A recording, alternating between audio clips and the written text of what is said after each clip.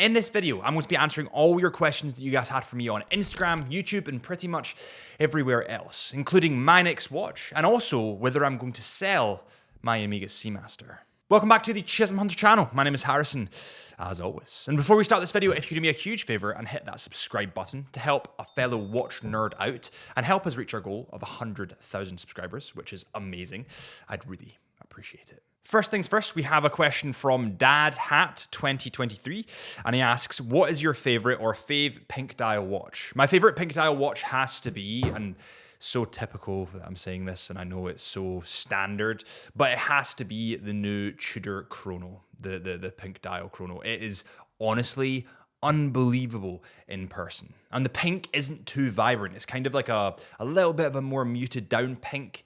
It just looks so sexy. Another one from Dad Hat 2023, and he asks, what is your favorite green dial watch or fave green dial watch? My new favorite, it's kind of been replaced by this, but my new favorite watch with a green dial has to be the Vacheron Constantin Overseas with the green dial on the gold case. That is just the pinnacle of watchmaking. I'll never be able to get it. It's far too expensive, but it just doesn't change the fact that in person, it looks unbelievable. Vacheron dials have this really cool flair to them when you put them under the light. And no matter how many times I film them, photograph them, it never does it justice. You really need to get them on in person. Next up, we have Quing TDN on Instagram, and he says, a review on this versus the Explorer 1. Love your channel and used it to lure my friends into watches. Well, thank you very much. I appreciate that. So the watch that he's actually talking about is the new Omega Aqua Terra with the lacquered black dial. If you were to put them head to head, I suppose one is much younger than the other, so that is obviously going to play a factor. I would say that the Omega Aqua Terra wins. And I don't really understand where the argument comes from. People were saying that, Omega are boring, they could do more, but everybody loves the Explorer 1. So I don't really know where it comes from. So to sum things up, yeah, I think Omega Aqua Terra wins. What's the hardest part of being a watch journalist, so as to not call you an influencer? Yeah, I'm not really sure what word goes better there. I wouldn't even consider myself a watch journalist. I think I'm just a watch enthusiast. I suppose the hardest bit of being a watch journalist or a watch enthusiast that likes to get things on the wrist is actually the getting of the thing on the wrist. There's watches that I love that I just can't really get near because they're way too expensive or they're very limited. So it's actually getting the product to me, essentially, is probably the most difficult bit. Another difficult bit is the kind of criticism that you face online, guys. And I've got thick skin to it. I mean, when you put yourself out there, you need to understand that people are going to make comments, and that happens. But sometimes the criticism goes to a personal level, and I'm not really sure that I like that. There's people that have commented about my hair, my nose, the way that I look. And I get it. When you put yourself out there, you're going to have to take it. But that's not a very nice bit about putting yourself out there online. And the great thing about this community is we've built such a tight-knit group of people that are so respectful. So comparatively to other channels, this one is very, very safe and it's very respectful, and everyone just understands that we all have the same passion. It's a way to connect with each other. It's a way to talk to each other. It's a way to get new friends. And I love that. The third difficulty, and I know that I just said that I was only going to do one or two, but this is quite a good question. The third difficulty has to be that I need to remain relatively neutral. And I always give my opinion. I'm always very, very honest, but I understand that people have different preferences to what I do. But I'm very mindful to say in my videos on the Chisholm Hunter channel, this is just my opinion. Please don't let it influence yours. And I think that can be quite a difficult road to navigate sometimes, because there are people that get very upset and hate in the comments just because someone has a different opinion to what they do. The whole point in this community, the whole reason why it's brilliant is because everyone has different opinions. That's what makes this community the community. So being a watch journalist, if you want to call it that, is brilliant, but there are a couple of things that can get to me sometimes. So there's actually 4 questions from someone called czm.jpg, and I'm going to just whiz through them really, really fast. So firstly, not a question. Okay, so it's not a question, but following you for some time, love the content, keep it up. Thank you so much. I really appreciate it. Your feedback and your positive vibes always make a difference. So thank you guys so much for that. Apart from a rubber strap is the next question. Apart from a rubber strap, what's your favorite material for a strap? I would honestly say a NATO. I seriously would. I would probably go for a single pass NATO instead of a double pass NATO.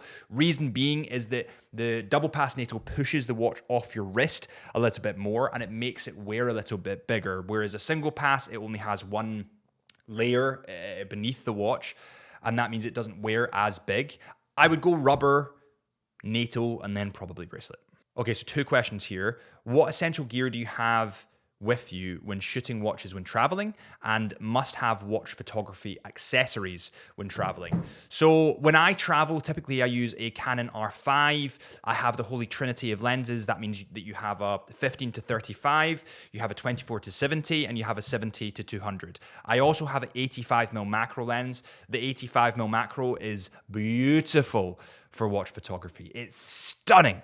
So that would be the lens that I would direct people towards. This is an interesting one. Pag M_95 says, what watch would you not consider buying and why? So honestly, guys, I would be very, and this isn't a kick to the brand, it's honestly just that I would be very nervous wearing this. I would be nervous with some form of solid gold Rolex, purely because of the crime surrounding it. I think that when you wear a Rolex, an AP, and probably a Patek in London, you need to be extremely mindful. Now, luckily, I'm up in Scotland and it's not as bad here, but you still do get crime, and you need to be very, very careful about where you wear these watches. So I do think that some kind of solid gold Daytona or platinum Daytona, I'd be very mindful of, and that's probably why I would steer clear of it. Harto Samuli says, how does the clasp micro adjustment of the new Aqua Terra work? So essentially you undo the butterfly clasp,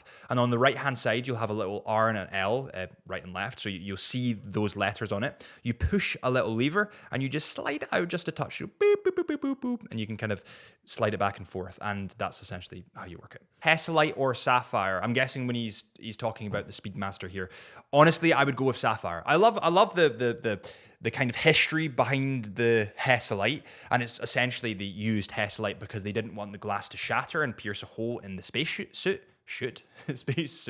So that's why they used Hesalite on the spaceships. But I would honestly go for the Sapphire. I think it's a lot more functional, and although it's not a throwback directly to the history of the watch, because they did use the Hesalite, it still has history within the watch. And I like my watches to wear them a lot. You know, I want to get wear out of my watches. So I think that if I had the Hesalite, I would be more concerned about scratches on the Hesalite. With that said, Hesalite's super easy to buff out. That's part of the brilliance of Hesalite. So I think there's pros and cons. I would go with Sapphire. How do you decide locations for your watch reviews? Loved your Iceland pics with Certina. Well, thank you very much. I appreciate the support again. Honestly, guys, it truly means a lot. And honestly, please remember that when I do these trips abroad, whether it's to Iceland or the Dolomites or Finland or wherever I've been reviewing watches, that costs a lot. So all the money, essentially, that we're making from this channel, I'm putting straight back into the channel to get you guys the best content possible. And I'm really, really glad you enjoy it, so thank you. So normally when I'm looking at locations, I want something extreme. I want something that honestly puts the watch to the test. And I know that sounds very, very cliche, but in Finland, it was -30. Like legitimately -30. I've never been that cold in my life. So to put the watches in the environment which they're meant to be in and they're meant to work, and then seeing them work perfectly in that environment, I think is really brilliant. And it gives a different lease of life to the watch. You know, everyone can do a studio video. I can get nice lighting here and kit things out, but not everyone can show you the watch in the true environment. And as well as that, I have a huge passion for cinematic videography. I have my own personal channel, which is called Harrison Burns Life. I post kind of rarely, but when I do, it's more of a cinematic montage. So I love filming the cinematic stuff with the watches as the tool that took me to that place. I hope that answers your question. What's the main thing that makes you want to pull the trigger and buy a watch? I think a lot of the time it's situational. So like if I have an experience and I want to attach something to that experience, I'd buy a watch to signify that moment. So an example of this would be when I was in Zermatt with Adrian. Adrian contacted me, and we'd never met prior to this, or maybe we met briefly. And he said, I've seen your cinematic videos. I really, really like them. Would you be able to come and help me film in Zermatt? And to me, at that time, I must have been 19, 20 years old. So that was a big deal to me at that time. That was a big job for me. And to signify that special moment, we went to the swatch store and got the moon swatch. And every time I look at that moon swatch now, I'm reminded of that time. So a lot of it is related to key moments in my life and key periods in my life. And I think if you have that in mind when buying a watch, you'll never regret the watch because it means more to you than just the product. You've linked a memory to that watch. And I think that's really special. Tissot or Hamilton ? Have to choose only one. That two from your collection. I have to choose only one between Tissot and Hamilton. I love both Tissot and Hamilton. That's difficult. I honestly wear the Expedition and the PRX the same amount of time. Like, I don't think that I favor any one brand. That's honestly super difficult. I think Hamilton as a brand definitely fits my lifestyle more. I love photography and I love being outside. I thrive on being in the mountains, in the snow, in extreme environments, doing a hike, getting the endorphins rushing. That's where I thrive. And I think that Hamilton speaks more to that than Tissot. However, I think Tissot speaks more to the kind of day-to-day, the everyday things that everyone does that gets us through life. Going to the office or going to collect the kids or going for a dinner. That's what Tissot speaks to. So I think I would sway more towards Hamilton, but I think both have their place and both are incredible. Are you still thinking about selling the white Seamaster? Which I literally have on at the moment. Actually, that's the good point. What is on your wrist today? It's time for the Chisholm Hunter tradition, which of course is the wrist check. Please let me know in the comments. Love hearing all the weird and wonderful watches that you guys have on. I, of course, have the Seamaster on. And am I planning on selling it? The honest answer is I'll get to that at the end of the video. By the way, we're almost at 60,000. As of filming this, we're almost at 60,000 subscribers. Thank you guys so much. Honestly, your support means the world. So thank you. Right, okay. There's a lot of questions here. Jeez, oh. Do you plan any future collaborations or cooperation? Cooperation? I'm so dyslexic. Maybe that says cooperation. Maybe I just can't read. With Adrian from Bark and Jack. Listen, Adrian's an amazing pal of mine. I love him to pieces. He's an amazing guy. We talk regularly, but it's just getting the time to get us both together, and I'm sure it will come. I mean, we love filming together. We motivate each other. We inspire each other. So I'm sure we will film very soon. But you know, he has a family. He's got kids. I'm filming a podcast. I'm also doing the Chisholm Hunter channel. I'm also doing my own cinematic stuff. I'm also working on the Chisholm Hunter website. So there's lots of stuff going on. And I think this is just getting older. When you get older, you realize that people's time is really precious. The time that you spend with people is super precious because people don't have as much time. They've got priorities. So the answer is yes. I love him to pieces. He is my man crush, and I hope so. What was the moment that got you into watches, and which was it? The moment that got me into watches, I started work at Chisholm Hunter at around 16 or 17. And I don't know what it was. I think that people that have an affiliation with photography gravitate towards watches. Maybe I'm generalizing here, but I do believe that people that like photography, like the mechanics of stuff, like the mechanic of watches. And that kind of graduated over into watches. Now I'm at a dangerous point where it's starting to graduate over into cars, and I absolutely don't have the money for that. So I think I'll stick with watches for now. But I believe it was around about 17, upwards of 16, maybe around 17. And then I started filming and doing my own cinematic videos in my own time. I worked for Canon and quite a few big brands, which was incredible.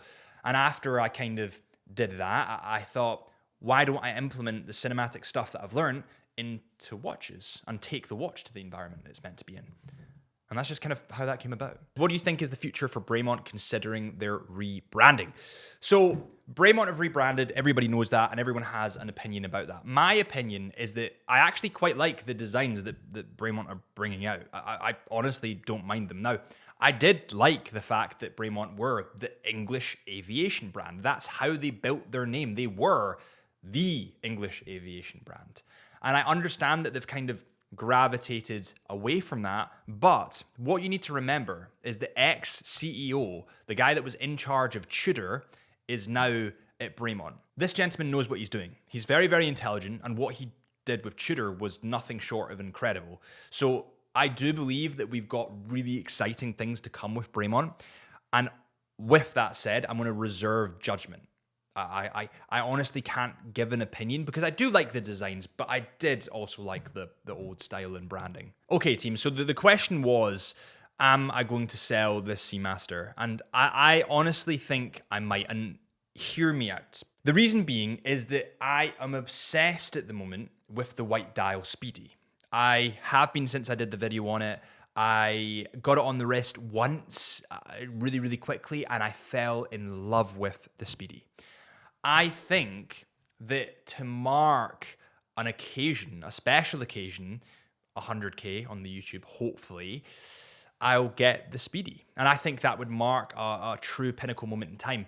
I don't have enough money, however, to get that without selling my Seamaster. But then it's hard because I have a huge connection to my Seamaster, and my Seamaster means a hell of a lot to me. Maybe I don't sell my Seamaster and maybe I sell my Grand Seiko. That's also an option. It's either my Grand Seiko or my Seamaster. I wear my Seamaster a lot more than my Grand Seiko, but when I do wear my Grand Seiko, I'm like, wow, ooh, I've got a Grand Seiko on. It looks cool. It looks polished. It looks hip. It's hip. Is that what people say nowadays? I don't know. But that's the dilemma I've got. I want to celebrate a special occasion, but I also don't want to sell my previous sentimental attachment. And I think I have more of a sentimental attachment to the Omega than the Grand Seiko, so maybe the Grand Seiko goes. But that's the plan for me. So my next watch, 100%, I need this, is going to be the Speedmaster white dial. On that note, thank you guys so much for watching this Chisholm Hunter Q&A. We only do these now and again just to catch up. I hope you are all well. Thank you so much for watching. If you did enjoy, please hit that subscribe button or follow my Instagram at Chisholm Hunter Watches, or my personal Instagram at HP Lifelines, or our Into the Mind podcast where you can see me ramble about watches. Thank you guys so much for watching, and I'll see you guys real soon.